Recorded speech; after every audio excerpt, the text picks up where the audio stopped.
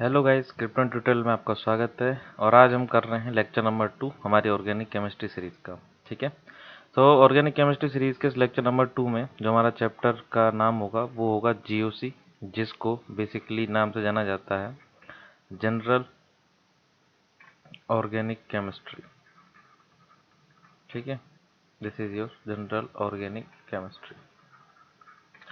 सो general organic chemistry में जो आपको पढ़ना है वो था हमारा, कल हमने इसके ऊपर बात की थी, that is your electronic effect. ठीक है, व्हाट इज इलेक्ट्रॉनिक इफेक्ट्स। तो इसके अंदर हम लिख देते हैं इलेक्ट्रॉनिक इफेक्ट्स क्या होता है।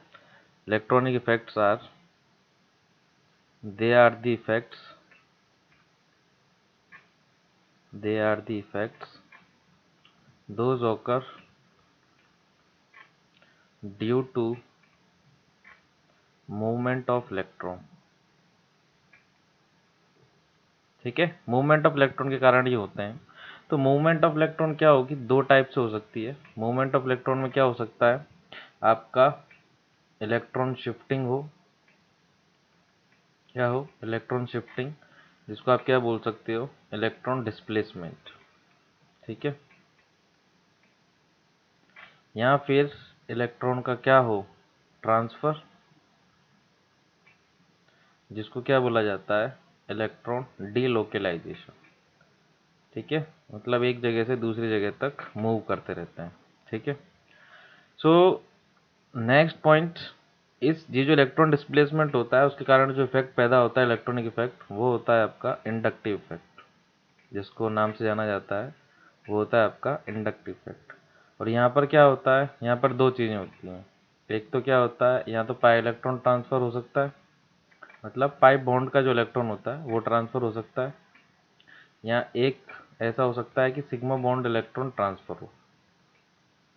ठीक है, अगर पाई बॉन्ड का इलेक्ट्रॉन ट्रांसफर होता है तो उस केस में रेजोनेंस आता है। ठीक है, और दूसरा जो आता है वो आता है मेसोमेरिक। हालांकि ये जो मेसोमेरिक होता है वो रेजोनेंस का एक पार्ट होता है, बट हम अलग अलग पढ़ेंगे तो मैं अलग से लिख दे रहा हूँ। सिग्मा बॉन्ड इलेक्ट्रॉन ट्रांसफर से जो पैदा होता है इफेक्ट, वो होता है आपका हाइपर कॉन्जुगेशन। ठीक है, हाइपर कॉन्जुगेशन। तो हमें क्या करना है, एक एक करके इन सारे इफेक्ट के बारे में जानना है। और आज हम जिस इफेक्ट के बारे में बात करेंगे वो है आपका इंडक्टिव इफेक्ट। ठीक है, सो हेडिंग डाल लीजिएगा आप लोग, इंडक्टिव इफेक्ट, इंडक्टिव इफेक्ट। ठीक है, क्या होता है इंडक्टिव इफेक्ट, उसको जानने से पहले हमें एक जिस चीज़ के बारे में जानना है उसको बोलते हैं इलेक्ट्रोनेगेटिविटी। ठीक है, इंडक्टिव इफेक्ट बेसिकली इलेक्ट्रोनेगेटिविटी के कारण ही पैदा होता है। बेसिकली इसको ईएन के नाम से जाना जाता है। इलेक्ट्रोनेगेटिविटी क्या होती है, इलेक्ट्रोनेगेटिविटी वो होती है जिसमें कोवेलेंट बॉन्ड के इलेक्ट्रॉन थोड़े से डिस्प्लेस होते हैं। ठीक है, तो इसको आप बोल सकते हैं टेंडेंसी ऑफ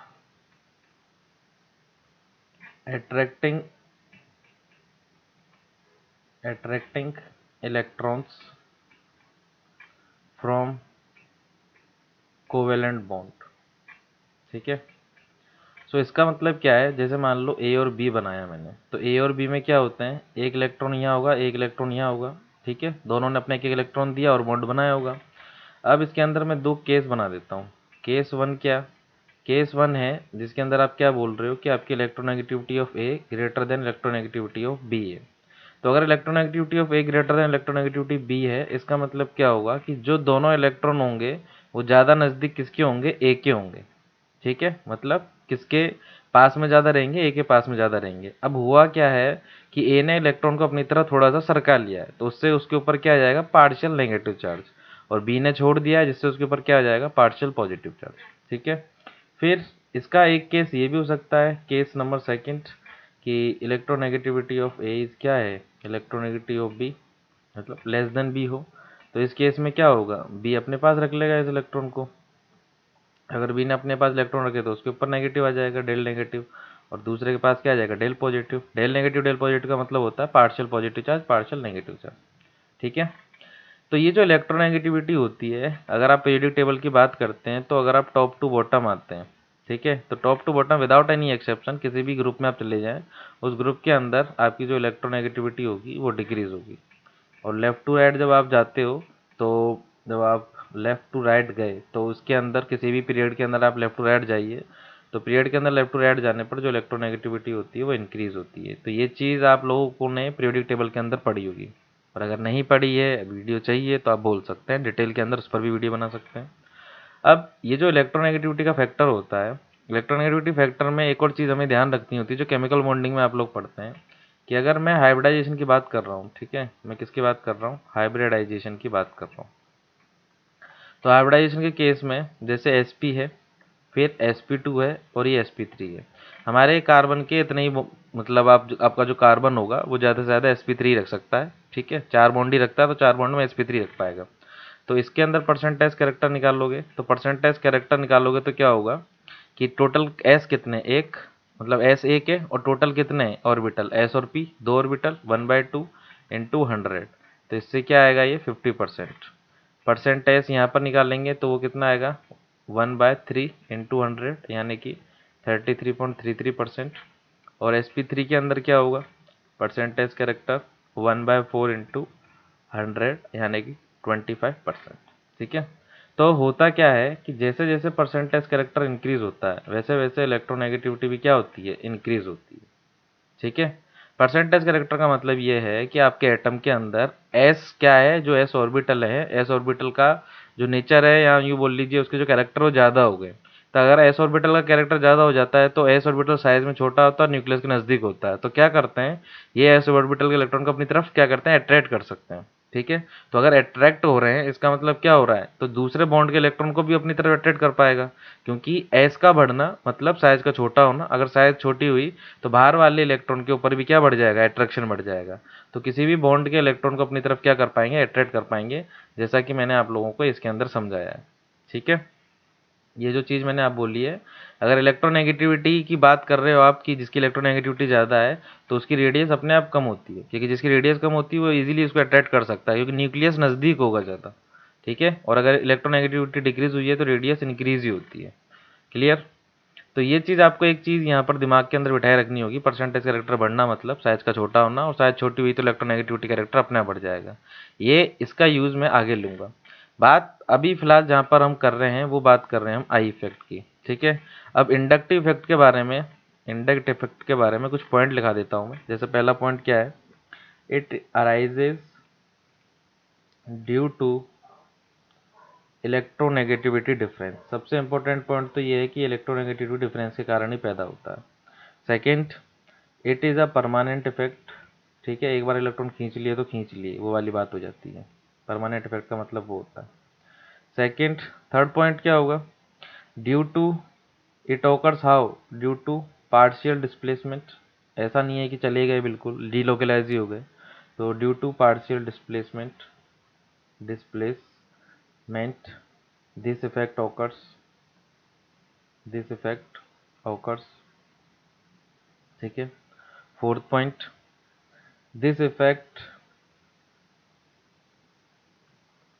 इज ऑपरेटेड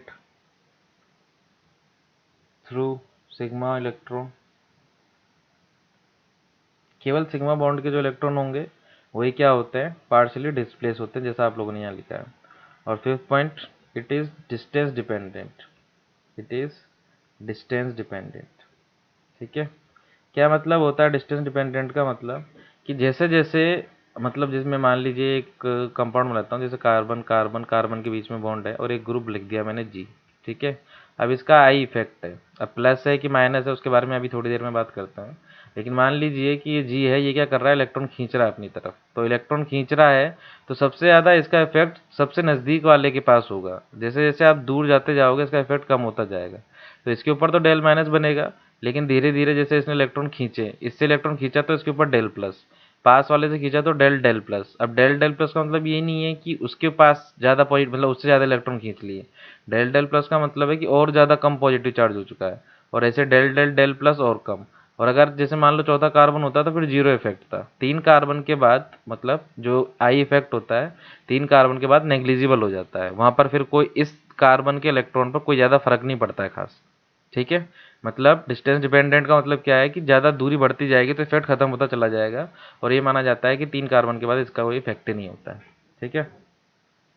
अब अकॉर्डिंग टू दिस जो आपने यहाँ पर लिखा, जैसे कार्बन कार्बन कार्बन और ये जी लिखा, तो ये क्या कर सकता है, ये जी कैन अट्रैक्ट इलेक्ट्रॉन, इलेक्ट्रॉन को क्या कर सकते हैं, अट्रैक्ट कर सकते हैं। तो अगर इलेक्ट्रॉन को अट्रैक्ट कर रहे होंगे तो क्या करेंगे, अपनी तरफ खींचेंगे, तो खुद के ऊपर डेल माइनस बनाएंगे और दूसरे के ऊपर डेल प्लस, ऐसे वहाँ डेल डेल प्लस। तो अगर ये इलेक्ट्रॉन खींच रहे हैं तो खुद के ऊपर नेगेटिव चार्ज जनरेट कर रहे हैं, तो नेगेटिव चार्ज जनरेट करने की वजह से ये क्या हो जाता है, माइनस आई ग्रुप। तो जो इलेक्ट्रॉन खींचते हैं वो कौन से होते हैं, आपके माइनस आई ग्रुप होते हैं। और जैसे सी सी सी और ये बनाया मैंने, इलेक्ट्रॉन देने वाले ग्रुप बनाए, तो इलेक्ट्रॉन अगर ये दे रहा है तो इसके ऊपर खुद के ऊपर क्या आ जाएगा, डेल पॉजिटिव, इनके ऊपर डेल नेगेटिव, और दूर जाते जाते ये डेल नेगेटिव क्या होता चला जाता है, खत्म होता चला जाता है, क्योंकि डिस्टेंस डिपेंडेंट है, नज़दीक वाले के पास ज़्यादा होगा। तो इसने इलेक्ट्रॉन छोड़े हैं, इसके ऊपर पॉजिटिव आया है, तो ये क्या कर रहा है, गिव्स इलेक्ट्रॉन। तो अगर ये इलेक्ट्रॉन दे रहा है तो इसको क्या बोलेंगे आप, प्लस आई ग्रुप बोलेंगे। ठीक है। तो ऐसे करके जो आपका आई होता है वो दो टाइप का होता है, माइनस आई और प्लस आई। तो माइनस आई ग्रुप कौन, जो क्या करते हैं, टेक्स इलेक्ट्रॉन फ्रॉम कार्बन, और ये क्या, गिव्स इलेक्ट्रॉन टू कार्बन। ठीक है। अब इसके अंदर जो सबसे इंपॉर्टेंट चीज़ आपको देखनी है, प्लस आई ग्रुप का ऑर्डर। ठीक है। प्लस आई ग्रुप का ऑर्डर मतलब आपको इसके अंदर देखना होगा कि किसका कितना ज़्यादा मतलब किसका कितना ज़्यादा अच्छा इफेक्ट है, कौन कितना ज़्यादा क्या दे रहा है, इलेक्ट्रॉन दे रहा है। तो इसको लेकर क्या किया गया है, कुछ ग्रुप बनाए गए हैं। ठीक है। ग्रुप बनाए और ग्रुप का क्या लिखना पड़ा, ऑर्डर लिखना पड़ा। ऑर्डर लिखा है इसलिए ताकि आप लोगों को ये पता लग सके कि किसका इफेक्ट कितना ज़्यादा है, क्योंकि इसकी एप्लीकेशंस का यूज़ आगे एसिडिक कैरेक्टर बेसिक कैरेक्टर के अंदर होगा। तो सबसे पहले लिखते हैं एन एच माइनस, फिर लिखते हैं ओ माइनस, फिर इसके बाद लिखा जाता है सी डब्ल्यू माइनस। ठीक है। फिर उसके बाद लिखा जाता है आपका 3 डिग्री यानी कि R3C, फिर 2 डिग्री यानी कि R2CH, फिर उसके बाद 1 डिग्री यानी कि RCH2, और फिर इसके बाद जो आपका लिखा जाता है वो रहता है आपका, एक सेकेंड, R3C, हाँ तो R2CH, फिर उसके बाद लिखा जाता है आपका CD3 आता है यहाँ पर। ठीक है। डी का जो प्लस आई इलेक्ट्रॉन देने का टेंडेंसी ज़्यादा होता है, फिर CH3 आता है, फिर आपका आता है डी, और फिर आता है आपका एच। अब आप बोलेंगे सर ये आया कहाँ से, तो होने के लिए तो ये इन्होंने प्रैक्टिकली निकाल के रख दिया है। ठीक है। इन्होंने कुछ वैल्यूज़ देखी होंगी, उसके हिसाब से इन्होंने ये ऑर्डर बना दिया है। बट फिर भी मैं एक चीज़ आपको समझा देता हूँ, जैसे ये NH माइनस है, O माइनस है, तो NH माइनस और O माइनस के केस में क्या होता है, ये जो नाइट्रोजन के ऊपर नेगेटिव रहने वाला है उसकी इलेक्ट्रोनेगेटिविटी कम है नाइट्रोजन की, होता क्या है, इलेक्ट्रोनेगेटिविटी ऑफ नाइट्रोजन क्या है, less than electronegativity of oxygen. तो इजीली इलेक्ट्रॉन कौन दे सकता है इसमें से, जिसकी इलेक्ट्रोनेगेटिविटी कम होगी वो क्या कर सकता है, इजीली इलेक्ट्रॉन रिलीज कर सकता है, क्योंकि जिसकी इलेक्ट्रोनेगेटिविटी ज़्यादा हुई तो वो तो खुद ही नहीं जाने देगा बॉन्ड के इलेक्ट्रॉन को। ये जो मैंने यहाँ पर बनाया है वो एक बॉन्ड बनाया है, मतलब ये इस तरीके से, मतलब आपको समझाना चाहूँ तो ये इस तरीके से सी सी, ये एन एच। अब क्या है, अगर आप कंपेयर करो तो एन एच की जो इलेक्ट्रोनेगेटिविटी है एज कंपेयर टू, अब नेगेटिव बना दिया आपने यहाँ पर, तो इलेक्ट्रॉन वैसे तो इलेक्ट्रॉन की जो नाइट्रोजन की नेगेटिविटी होती है वो क्या होती है, ज़्यादा होती है कार्बन से, तो नाइट्रोजन को इलेक्ट्रॉन खींचने थे। लेकिन इसके ऊपर जो नेगेटिव चार्ज बन गया है ना, तो नेगेटिव को खींच नहीं सकता ये, क्योंकि नेगेटिव नेगेटिव में रिपल्शन होगा, इसलिए क्या करते हैं ये इलेक्ट्रॉन देना पसंद करते हैं। इसलिए मैंने N H minus O minus लिख दिया यहाँ पर।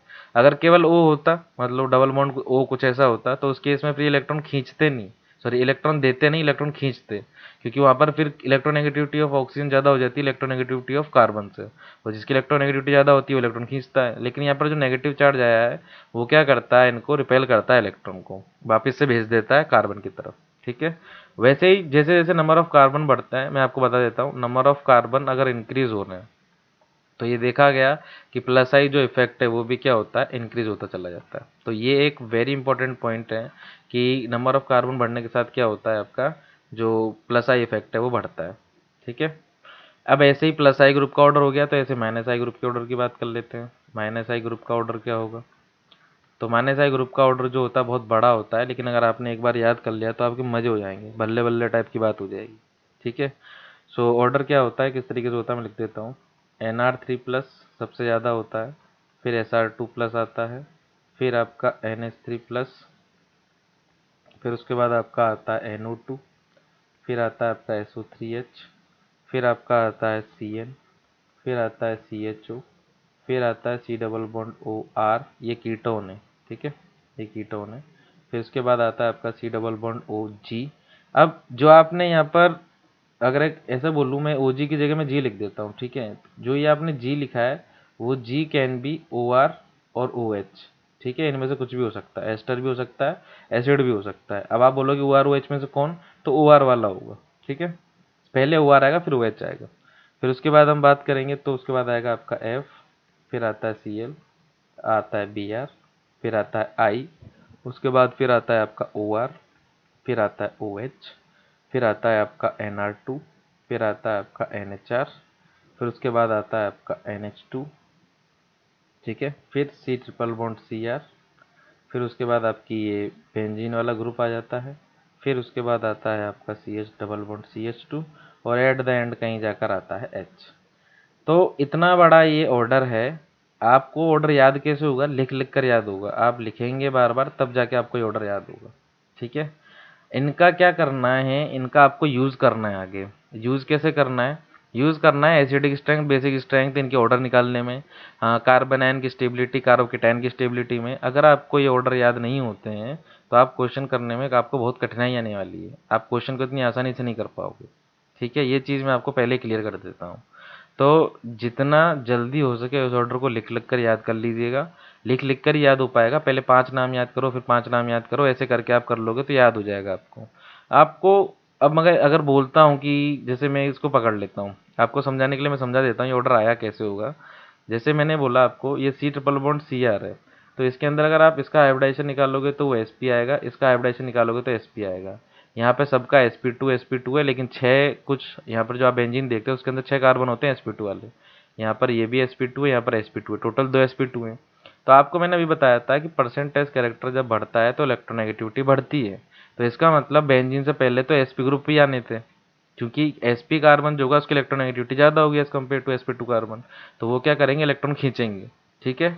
अब क्या होगा, जैसे मैंने ये ग्रुप बना दिया CH3 CH2 CH2, ये लिख दिया मैंने यहाँ पर C ट्रिपल बॉन्ड CH। तो ये जो ग्रुप होगा वो क्या करेगा, इलेक्ट्रॉन खींचेगा इससे। क्यों, क्योंकि ये क्या है आपका, ये आपका sp है और ये कैसा है आपका sp3। तो परसेंटेज कैरेक्टर इसके अंदर ज़्यादा है sp के अंदर। तो परसेंटेज कैरेक्टर अगर sp के अंदर ज़्यादा है तो इसके ऊपर डेल नेगेटिव और पास वाले के ऊपर डेल पॉजिटिव बन जाएगा। समझ में आया। वैसे ही सेम क्या होता है, वैसे ही सेम अगर मैं आपको बताना चाहूँ तो सेम एक ऑप्शन ले लेते हैं। जैसे CH डबल बॉन्ड CH2 की बात करते हैं कि CH डबल बॉन्ड CH2 है और CH ट्रिपल बॉन्ड CH है। तो इस केस में भी क्या होता है कि ये जो CH डबल बॉन्ड CH2 है इसमें इसका sp2 है और इसमें इसका क्या है sp। तो आपसे कोई पूछता है कि A और B इन दोनों में से कौन कौन सा अच्छा माइनस आई दिखाने वाला है, तो जो आपका B होगा वो अच्छा माइनस आई होगा as compared to A। Reason क्या है कि ये जो ग्रुप जिससे ये कार्बन से लगने जा रहे हैं वहाँ पर उस कार्बन का तो sp3 होगा, इसमें भी और ऊपर वाले में भी, ठीक है। और इनका खुद का क्या है, sp2 और sp। तो अगर sp2 sp है तो परसेंटेज कैरेक्टर sp में ज़्यादा होंगे, तो वो क्या करेगा, इलेक्ट्रॉन खींचेगा, ठीक है। तो ये चीज़ आपने इन डिटेल के अंदर तो वैसे कहाँ पढ़ ली होगी, केमिकल बॉन्डिंग के अंदर। फिर भी अगर कोई आपको ऐसा लगता है कसर रह गई है कि नहीं मुझे और पढ़ना है करके मुझे समझ में नहीं आया है, तो एक ही ऑप्शन है कि आप लोग कमेंट करें, क्योंकि कोई करता नहीं है, कुछ बोलता नहीं है वहाँ पर, तो हमें भी पता नहीं चलता है, ठीक है। तो ये आपकी जिम्मेदारी है कि आप कमेंट करें, तभी हम कुछ कर पाएंगे आप लोगों के लिए। तो ये आपके माइनस आई प्लस आई के ऑर्डर हो जाते हैं। अब जैसे मैं आपको एक चीज़ बोलता हूँ, मैं एक ग्रुप बना दिया ऐसे, मैंने ये बेंजीन बना दी और इसके ऊपर मैंने लिख दिया O माइनस, ठीक है। अब तो ये O माइनस क्या करेगा, आपसे पूछा जाएगा कि इसका वो लिखिए, डायरेक्शन लिखिए, इलेक्ट्रॉन कहाँ से कहाँ मूव करेंगे। अब आपको पता है कि O के ऊपर नेगेटिव है, ठीक है, भले ही नीचे कार्बन हो, ऊपर तो ऑक्सीजन है ना, पर तो ऑक्सीजन के ऊपर नेगेटिव है। और ऑक्सीजन के ऊपर नेगेटिव क्या करेगा, अगर इसके बॉन्ड के इलेक्ट्रॉन वो खींच रहा, अगर बाई चांस आप सोचते हो कि ऑक्सीजन इलेक्ट्रॉन खींचेगा, तो इलेक्ट्रॉन खींच तो लेगा लेकिन नेगेटिव वजह से क्या हो जाएंगे, रिपेल। अगर कोई आपसे बोलता है कि इसकी डायरेक्शन बनाओ, तो डायरेक्शन कैसी होगी कि इलेक्ट्रॉन ऊपर से नीचे की तरफ आ रहे हैं, समझ रहे हो। तो ऐसे करके भी आप बता सकते हो। एक और आप एग्जांपल के लिए बोल सकते हो, जैसे कि NO2 के बारे में बोलो आप, ये NO2, ये NO2 की स्ट्रक्चर रहेगी ऐसे।